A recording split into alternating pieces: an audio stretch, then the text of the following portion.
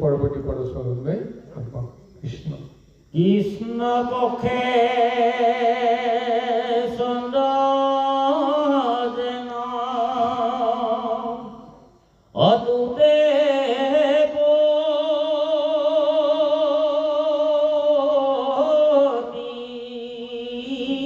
দিন পুত্ৰ সুখে সবাৰো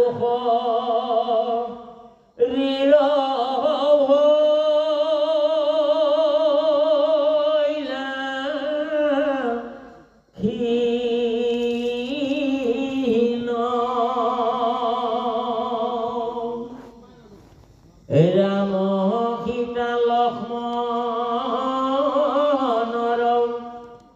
কল্যাণ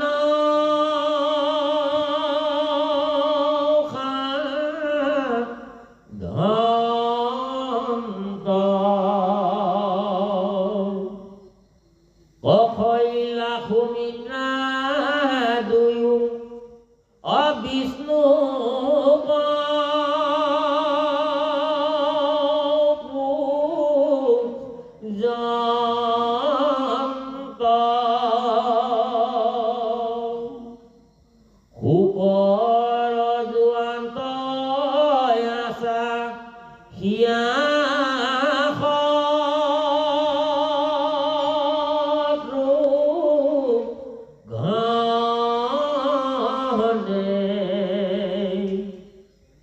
ৰাম কহুমৰি মাত্ৰ অথাকে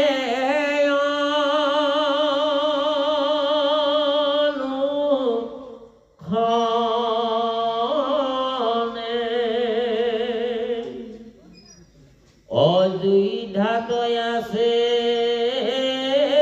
নৰ নাৰী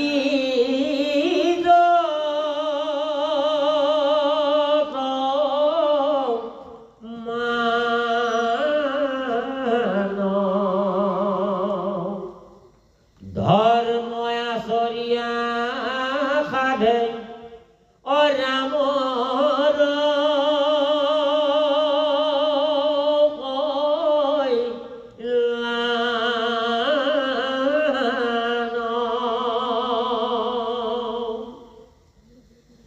ৰাম সুমৰীয়া বংশে দুখ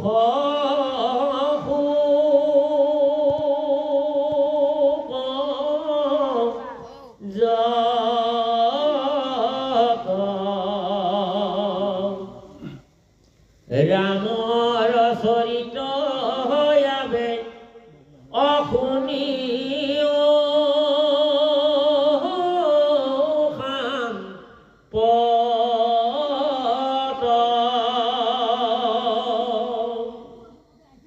ৰাম কতে দিয়া দেবে আহিলা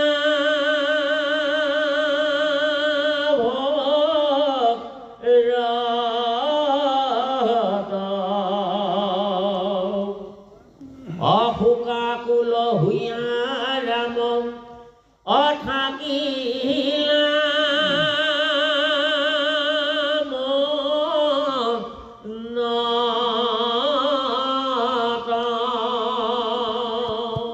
ৰাম লক্ষ্মণ আৰু সীতাৰ বেজাৰত আজি অযোধ্যাবাসী লোকসকলৰ অৱস্থা কি হৈ গ'ল? অমাৱস্যা কৃষ্ণ পক্ষৰ জোনটোৰ দৰে দিনে দিনে চেহেৰাবিলাক একেবাৰে জহি খহি যোৱাৰ উপক্ৰম হৈ গ'ল। পূৰ্ণিমাৰ দিনাখন কিমান সুন্দৰ দেখে চন্দ্ৰজ্যোতিৰ ৰূপ। ৰামচন্দ্ৰ আছিল যেতিয়া অযোধ্যাত পূৰ্ণিমাৰ জোনটোৰ দৰে উজ্জ্বল পোহৰে প্ৰতিভাত হৈ আছে।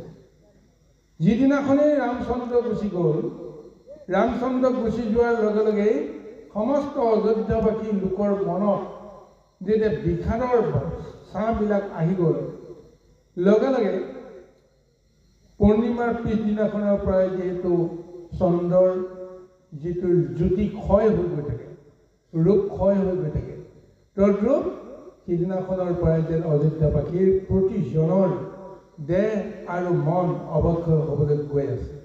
গৈ গৈ এটা আমাৰ শুকাই খিনাই যোৱাৰ অৱস্থা এটা আহিল আৰু সেইখনত কেৱল দুখ আৰু বেদনাৰ মাজেৰে কেৱল ৰাম লক্ষ্মণ সীতাৰ মংগল কামনা কৰাৰ বাহিৰে অন্য কোনো তেওঁলোকৰ কৰ্ম নাইকিয়া হৈ গ'ল।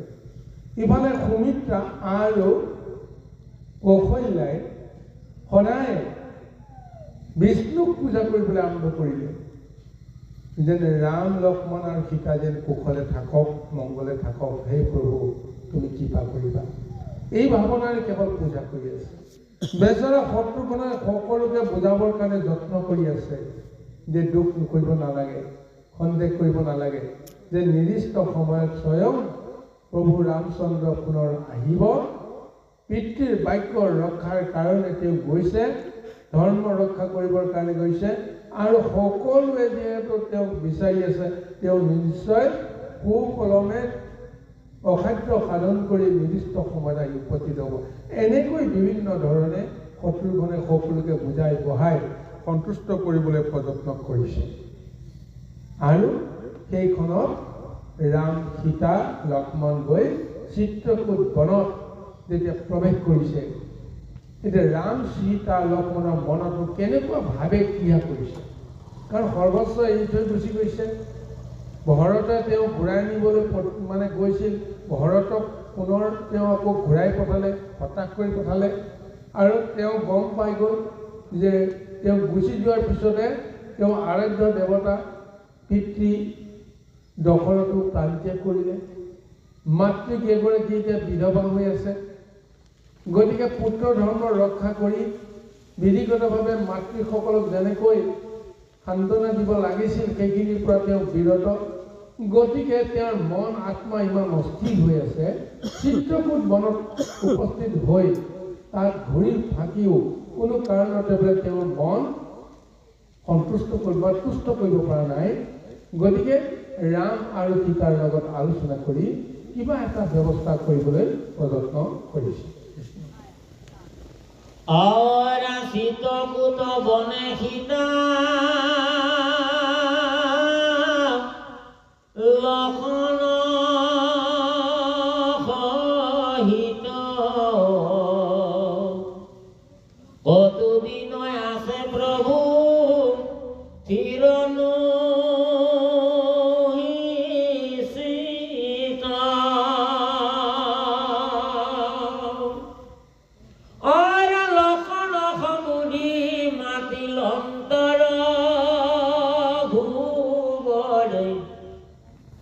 নপাৰো ধৰিতে চিত উৎপাত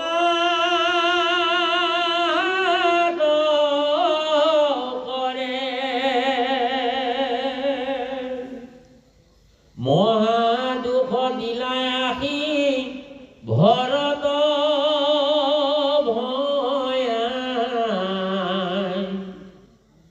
নুমাই লয় অগণি যেন অজলিল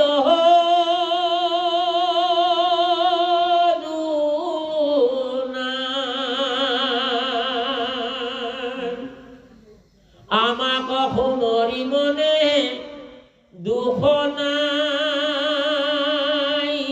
তাৰ, এই থানে দেখি জানো আশে আৰু বাৰ।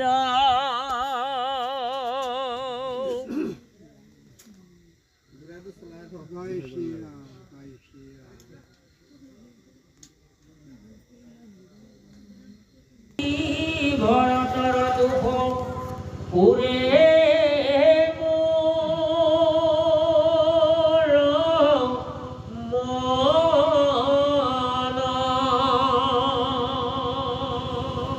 এতিয়া ৰাময়েও মহা অস্থিৰতাৰে লক্ষ্মণ আৰু সীতাক মাতি আনি ক'লে যে মই অকণমান হ'লেও মনত বল পাইছিলোঁ, মনত ভাবি কিবা এটা স্থিৰ বুদ্ধিৰে মই অৰণ্যত কেনেকৈ সুখে শান্তিৰে কটাম মই চিন্তা কৰি আছিলোঁ, কিন্তু ঘৰতে আহি মোক বৰ ডাঙৰ আকৌ দুখ দি থৈ গ'ল। এতিয়া ভৰতৰ কথা চিন্তা কৰি মই এতিয়া অস্থিৰ হৈ আছোঁ, কাৰণ এই ভৰতে যিটো সংকল্প কৰিলে এতিয়া গৈ দিলে নিশাই মোৰ চিন্তাতে তেওঁ এতিয়া হাহাকাৰ কৰি আছে। কি জানিবা তেওঁ আকৌ মোক যদি বিচাৰি আহি এই ঠাই পায় তেতিয়াহ'লেতো আৰু বেয়া কথা হ'ব। গতিকে ঘৰতে যদি পুনৰ মোক বিচাৰি আহি নাপায় তাৰ কাৰণে এই ঠাইৰ পৰা আমি আঁতৰি যাব লাগিব। এনেকৈ এতিয়া লক্ষ্মণ আৰু সীতাৰ আগত মনস্থ কৰিছে। এতিয়া লক্ষ্মণ আৰু সীতাওতো কোনো কাৰণতে মনত শান্তি পোৱা নাই, সুস্থ হোৱা নাই। কিন্তু ৰামচন্দ্ৰই যি সিদ্ধান্ত ল'ব সেই সিদ্ধান্তৰ লগতে তেওঁলোকেও ৰামচন্দ্ৰক সহযোগে কৰিব। গতিকে চব কথা জানি এতিয়া ৰামচন্দ্ৰই তেওঁলোকৰ পৰাও তেওঁলোকৰ মনটো বুজিবৰ কাৰণে যে পদক্ষেপ কৰি এই গোটেই কথাখিনি খোলোচাকৈ আলোচনা কৰিছে যে ভৰতক মই বুজি পাওঁ, মোৰ বিৰহত কোনো কাৰণে তেওঁ শান্তিত থাকিব নোৱাৰি, আকৌ তেওঁ মোক নিবৰ কাৰণে নিশ্চয় যদি আহে তেতিয়াহ'লেতো মোৰ পিতৃবাক্য ৰক্ষা কৰাটোতো সম্ভৱ নহ'ব। এইবাৰ তেওঁক মই নিৰাশ কৰি পঠিয়াই দিলোঁ। যদি তেওঁ আকৌ এবাৰ যদি আহে তেতিয়াতো মই তেওঁক নিৰাশ কৰিব হয়তো নোৱাৰিম, কাৰণ মোৰোতো এটা মনুষ্য ধৰ্ম আছে। গতিকে মই তেওঁৰ বেদনাত মোৰ বেদনাত তেওঁ যদি চিত চেতনা হেৰুৱাই পেলায় কিবা এটা যদি অনৰ্থ হয় তেতিয়াহ'লে দুখটো মোৰে হ'ব। গতিকে যি কি নহওক মোক যেন তেওঁ পুনৰ বিচাৰি এই ঠাইত নাপায়, তাৰ কাৰণে মই এই ঠাইৰ পৰা অন্য ঠাইলৈকে যাব লাগিব। এতিয়া ক'ত গ'লে মোৰ মন শান্তি হ'ব, অস্থিৰ মনটো স্থিৰ হ'ব, এই নিৰ্ণয়টো এতিয়া তেওঁ ল'বলৈ গৈ আছে।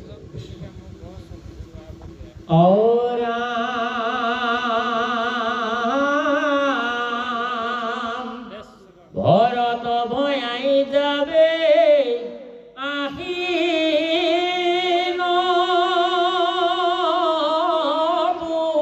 পাৱে ইখানৰ চাৰিয়ান অদেশ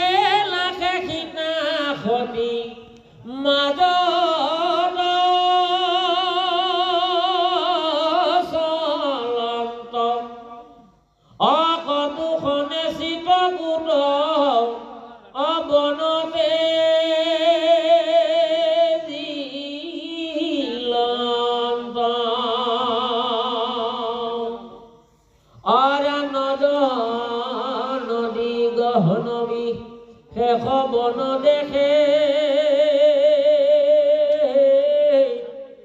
অদল বিলয়ে ৰাইলন্ত নিকুঞ্জ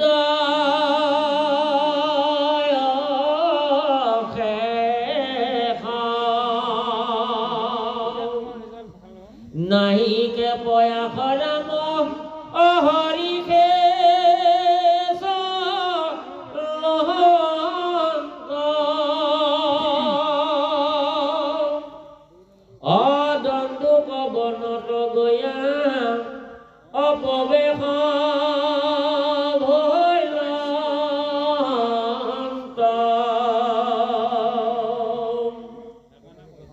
পাইলন্ত প্ৰথমে অতি হৰিষিৰ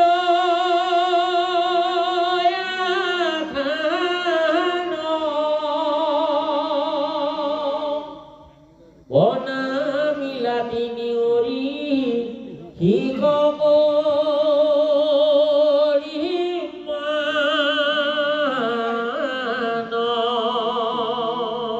ৰামচন্দ্ৰই যেতিয়া ক'লে যে এই ঠাইত আৰু থাকিলে ভৰতে যেতিয়া বিচাৰি আহে তেতিয়া বৰ ডাঙৰ কথা হ'ব, গতিকে আমি এই ঠাইত যাব লাগে। লগে লগে ৰামচন্দ্ৰৰ কথা লক্ষ্মণে সন্মতি দিলে। লক্ষ্মণে সন্মতি দিয়াৰ পিছত সীতাও সন্মতি দিলে আৰু তাৰপিছত তিনিও সেই ঠাইৰ পৰা অন্য ঠাইলৈকে বুলি পদব্ৰজে যাত্ৰা কৰিলে। নদী নদ বন জংঘল সমস্তবিলাক অতিক্ৰম কৰি এটা সময়ত চিত্ৰকূট বনৰ পৰা তেওঁলোক আঁতৰি আহি দণ্ডকা অৰণ্যত দণ্ডকা বনত প্ৰৱেশ কৰিলে। আৰু সেই দণ্ডকা বনত আশ্ৰম পাতি ৰৈ আছে অত্ৰি ঋষি। অত্ৰি ঋষিৰ আশ্ৰমত তেওঁলোক উপস্থিত হ'ল। গতিকে সেই গৰু কষ্ট ইয়াৰ আগত ৰামচন্দ্ৰে কৈছিল যে মই নিজকে মনত বুজাই অলপমান স্থিৰ কৰি লৈছিলোঁ। ঘৰতে আহি আকৌ বিষয়ৰ বেদনাটো সোমোৱাই থৈ গ'ল। গতিকে মই যেতিয়া অস্থিৰ হৈ থাকিম তেতিয়াহ'লে মই কেনেকৈ এই 14 বছৰ কাল মই আনন্দ মনেৰে মই বিহাৰ কৰিম। ভগৱন্তৰ যি চিন্তা চেতনা এই গোটেইখিনি ৰামচন্দ্ৰৰ নিজৰ হৃদয়ত আছে। বিষয়ৰ দুখে তেওঁ কোনো ক্ৰিয়া কৰিব নোৱাৰে। লোককে দেখুৱাইহে বিষয়ৰ বেদনাবিলাক তেওঁ অনুভৱ কৰি আছে। ভগৱন্তৰ কি দুখ থাকিব পাৰে কওকচোন বাৰু? যদি তেওঁ ঈশ্বৰ অৱতাৰ হয়, ঈশ্বৰ পুৰুষ হয়, তেওঁৰ নিৰ্দেশ মতে তেওঁৰ আদেশ মতে সমস্ত কৰ্মসাধন হয়। মায়াৰ অতীত তেওঁ, মায়াৰ প্ৰতি তেওঁ। গতিকে মায়াৰ কেতিয়াও দুখ বেদনা দি তেওঁ তলাব নোৱাৰে। স্বৰূপতে তেওঁ নামেৰে পৰিচয় আনন্দময় সত্তাৰে সকলো সময়তে তেওঁ বিৰাজ কৰি আছে। কিন্তু যিহেতু লৌকিকত তেওঁ এজন মনুষ্যৰ ৰূপে তেওঁ লীলা কৰিছে, গতিকে এই মনুষ্যৰ লীলাত দুখ বেদনা এই সমস্তবিলাক থাকিব, দেখুৱাব লাগিব। যিমান এক ঘটনাৰ পৰিক্ৰমা আগবাঢ়ি গৈ আছে তাৰ লগত তেওঁ নিজকে প্ৰতিপন্ন কৰিবলৈ গৈ আছে যে এজন মনুষ্যৰ মহা সংকটৰ সময়ত তেওঁ ধৰ্ম কি, তেওঁ ধৈৰ্য শক্তি কেনেকৈ তেওঁ ৰক্ষা কৰিব লাগে, কাৰ ওচৰত তেওঁ গৈ সহায় ল'ব লাগে, এই গোটেইখিনি তেওঁ মনুষ্য জ্ঞানেৰে কৰিব লাগিব। এই কাৰণে তেওঁ প্ৰথম মনতে সংকল্প কৰি যে অত্ৰি ঋষিৰ আশ্ৰমত উপস্থিত হোৱাৰ তেওঁ নিৰ্ণয় কৰিলে। কিয় অত্ৰি ঋষিৰ আশ্ৰমত নগৈ বেলেগৰ আশ্ৰমলৈতো যাব পাৰিলেহেঁতেন? গতিকে তাৰ কাৰণটো এটাই, যিহেতু আমি খন্তেক আগতে বিষয়টো উপস্থাপন কৰিছিলোঁ, অত্ৰি নামৰ মহামুনিজনৰ এনেকুৱা এক মাহাত্ম্য আছে, সূৰ্য বংশৰ লগত যিটো তেওঁৰ সম্বন্ধ আছে। গতিকে সূৰ্য বংশৰ এক প্ৰতিনিধি হিচাপে ৰামচন্দ্ৰ, আৰু এই ৰামচন্দ্ৰই এতিয়া কুল গুৰু কুল দেৱতা কুল ঋষি এই সমস্তৰ মান্যতাটো অত্ৰি ঋষিক দিছে। গতিকে সেইকাৰণে সেই অত্ৰি ঋষিৰ আশ্ৰমলৈ গৈ তেওঁৰ কাৰণে সৰ্বশ্ৰেষ্ঠ সেই অত্ৰি ঋষিৰ পৰা তেওঁ দুৰ্বল মনটো অস্থিৰ মনটোক স্থিৰ কৰিব পৰা শক্তিখিনি তেওঁ পাবলৈ বাঞ্ছা কৰিছে। গতিকে সেইকাৰণেহে অত্ৰি ঋষিৰ ওচৰলৈ গৈছে। কিন্তু অত্ৰি ঋষিৰ জন্ম বিৱৰণৰ কথাটো আপোনালোকক কৈছোঁৱেই যে ভগৱন্তৰ নাভিৰ পৰা ব্ৰহ্মাৰ জন্ম হৈছে। ব্ৰহ্মাৰ জৰিয়তে গোটেই সৃষ্টি আৰম্ভ হ'ল। ব্ৰহ্মাই প্ৰথমতে নিজৰ মনেৰে সৃষ্টি কৰিছিল বহুকেইজনক। 4 সিদ্ধক প্ৰথমতে তেওঁ মনৰ পৰা সৃষ্টি কৰিছিল, তাৰপিছত নাৰদক, তাৰপিছত তেওঁৰ দেহৰ বিভিন্ন অংগৰ পৰা 7জন ঋষি সৃষ্টি কৰিছিল। সেই 7জন ঋষি হৈছে সপ্ত ঋষি। এই সপ্ত ঋষিৰে এজন হৈছে অত্ৰি। চকুৰ পৰা ব্ৰহ্মাৰ চকুৰ পৰা সৃষ্টি কৰা এই ঋষিজনৰ নাম হৈছে অত্ৰি। আৰু এই অত্ৰি ঋষিৰ পুত্ৰই হৈছে চন্দ্ৰ সূৰ্য। সূৰ্য জ্যেষ্ঠ, চন্দ্ৰ কনিষ্ঠ। তাৰ জন্ম বিৱৰণটো বেলেগ আছে। গতিকে যি কি নহওক, এতিয়া সেই সূৰ্যৰ বংশৰ প্ৰতীক হিচাপে এতিয়া অত্ৰি ঋষি আছে। চন্দ্ৰবংশৰ প্ৰতীক হিচাপে তেওঁ আছে, কাৰণ চন্দ্ৰ আৰু সূৰ্য দুয়োজনেতো ভাই ককাই এটা সম্বন্ধ আছে। জন্ম ৰহস্য তেওঁলোকৰ বেলেগ বেলেগ বিৱৰণ আছে, বেলেগ কথা। চন্দ্ৰৰ মাতৃ বেলেগ, সূৰ্যৰ মাতৃ বেলেগ, এইটো বেলেগ কথা। কিন্তু সূৰ্য অত্ৰি ঋষিৰেই সন্তান বুলি আমি সকলোৱে মান্যতা কৰোঁ। গতিকে সেই সূৰ্য বংশৰ কুলগুৰু কুল দেৱতা আজি সাক্ষাৎ কৰি তেওঁৰ পৰা আশীৰ্বাদ লোৱাটোৱেই হৈছে ৰামচন্দ্ৰৰ মুখ্য উদ্দেশ্য। সেইকাৰণে তেওঁ অত্ৰি ঋষিৰ আশ্ৰমত উপস্থিত হৈ আজি অত্ৰি ঋষিক সেৱা কৰিছে, নমস্কাৰ কৰিছে, পূজা কৰিছে। তাৰপিছত তেওঁলোকৰ মাজত কি কথা বতৰা হয়, কেনেকৈ ভাৱ বিনিময় হয়, গোটেইখিনি দিশ পৰৱৰ্তী পদৰ জৰিয়তে আমি বিচাৰিবলৈ যত্ন কৰোঁ। কৃষ্ণ আৰতি বৰ হৰি সদে ইয়াৰা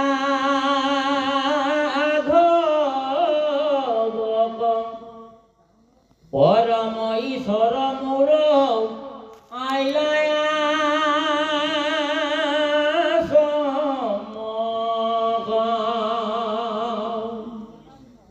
আজিহে জানিলো মই জন্ম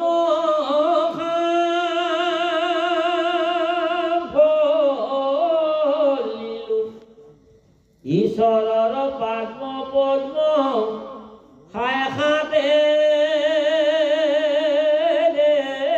দেখিলো অৰবিৰিয়ে ফুলে জলে পুজি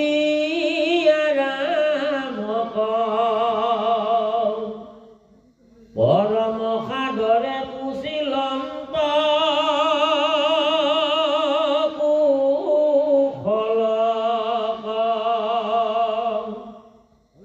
বনমাৰ নন্দনে দেৱে কুশল পুছিল শুনি ৰাগ বৰ মনে হৰি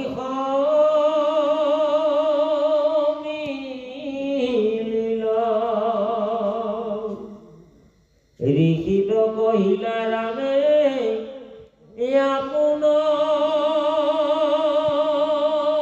কুশল শুনিয়া ঋষিৰ মনে ভয়লা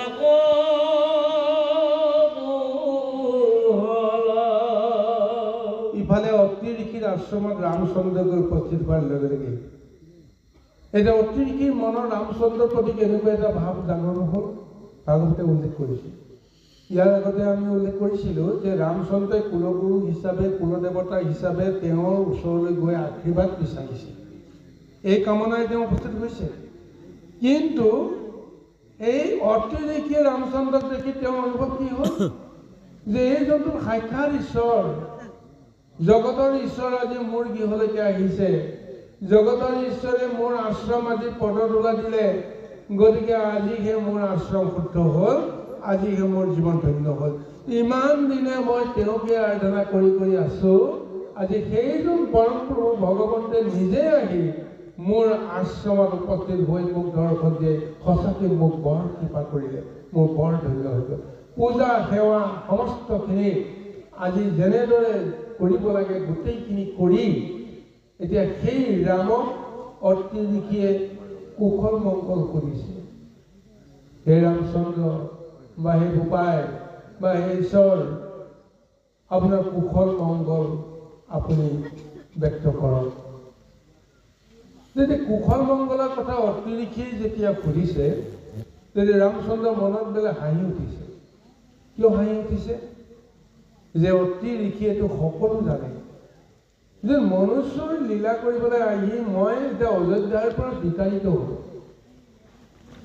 ৰাজ অভিষেক মই ত্যাগ কৰি পিতৃসত্য পালি মই এতিয়া বনবাসী হ'লোঁ সকলোৱে এৰি। গতিকে এজন সাধাৰণ মনুষ্যৰ কাৰণে এতিয়া কেতিয়াও কুশলৰ বাৰ্তা হ'ব নোৱাৰে। কিন্তু এতিয়া অত্ৰি ঋষিয়ে কৈছে কুশল বাৰ্তা। ৰামচন্দ্ৰই তেতিয়া গোটেই কথাখিনি তোৰতে কৈছে যে মোৰ সঁচাকৈ কুশল, মোৰ ভাল। তাৰমানে মই মনেৰে যিটো ভাবি আছিলোঁ, মনেৰে যিটো কৰিম বুলি ভাবি আছিলোঁ, সেইখিনি গোটেইখিনি মই কৰি আহিছোঁ।